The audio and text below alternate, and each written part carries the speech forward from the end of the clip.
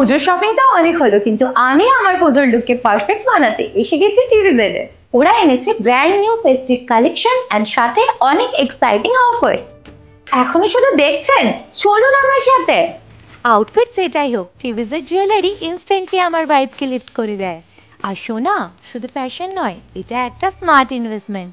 This Puja is not about temporary choice. এইবার আমি নিজেকে পার্লামেন্ট কিছু গিফট করছি, যা আমার সব লুককে ফরএভার স্টাইল করতে পারবে।